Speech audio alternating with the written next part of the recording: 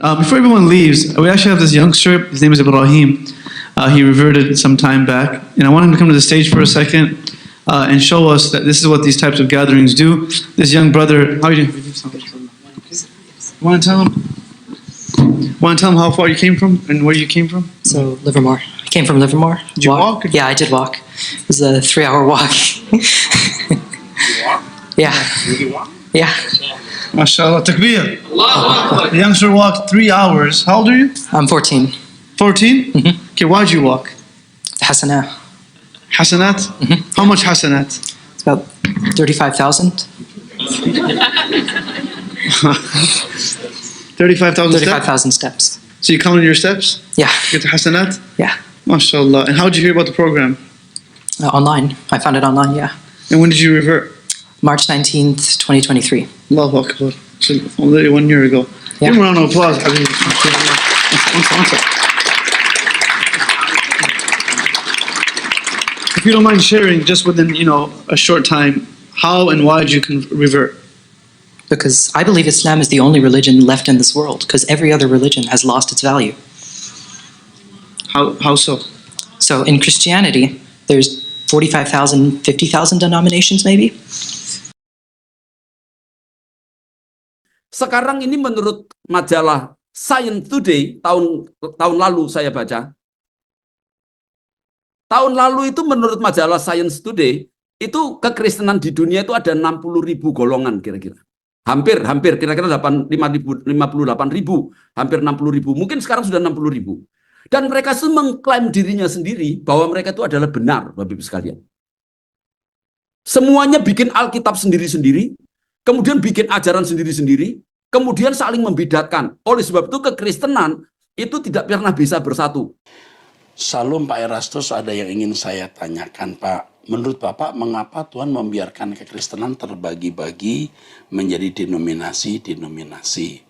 Yang pertama, kita harus mengerti prinsip kehendak bebas. Allah itu memiliki tatanan dan Allah konsekuen dengan tatanan tersebut.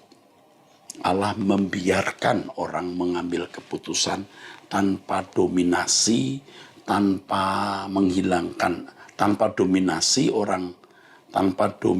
Tuhan terhadap orang itu, ya. Kalau orang itu memang tidak mau didominasi atau tidak mau disubordinasi atau dibawahi atau diatur oleh Tuhan. Nah, terkait dengan pengajaran, ada orang yang mesti hidupnya selalu berkenan, menuruti kehendak Tuhan, pikirannya diterangi oleh Roh Kudus, dan selalu bergaul dengan Tuhan, pasti teologianya benar. Tetapi kalau tidak, dia akan menyimpang. Tuhan tegur sekali, 2 kali, pasti menyimpang. Dan Tuhan akhirnya biarkan, karena itu aturan mainnya, rule of game-nya. Nah, dari kebebasan ini, dari kehendak bebas ini, lahir banyak pandangan, asumsi, doktrin, pengajaran, dan lahirlah berbagai-bagai denominasi.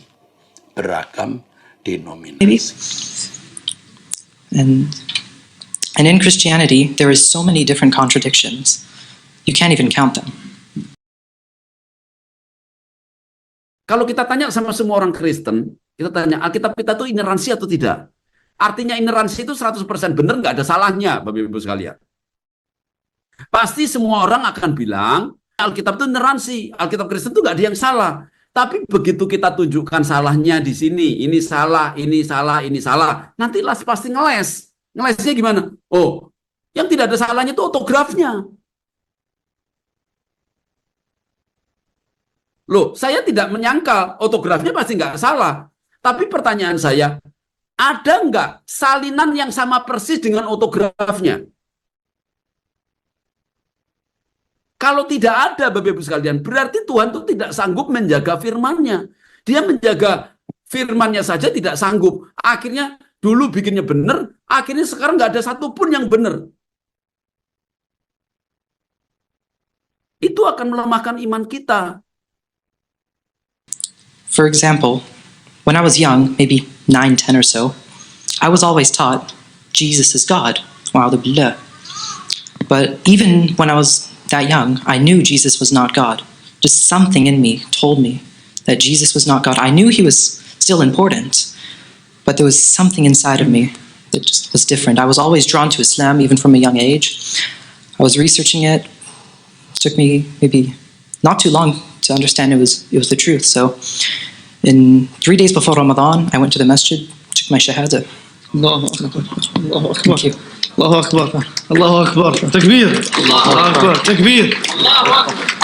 But Ibrahim, this is your home. Not only this masjid, any masjid that you walk into, you're always going to be welcome. You're always welcome to come visit us in Michigan, and we'll open our doors for you as well. Okay. We love you, and everyone here that's sitting here loves you as well. And may Allah keep you strong, keep all of us strong as well. You started late, but you're way ahead of us already because you have no sins. So may Allah bless you, reward you, keep you moving strong, inshallah. Jazakallah khair, habibi. Give him takbir. Takbir. Allah bless Ibrahim and bless all the other. Just make sure he's not walking back home. Yeah, that's a great point.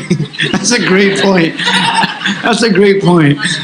That's a motherhood stuff, not a brother stuff. That's a mother. A brother would say, "Yeah, walk back. You can figure it out, right?"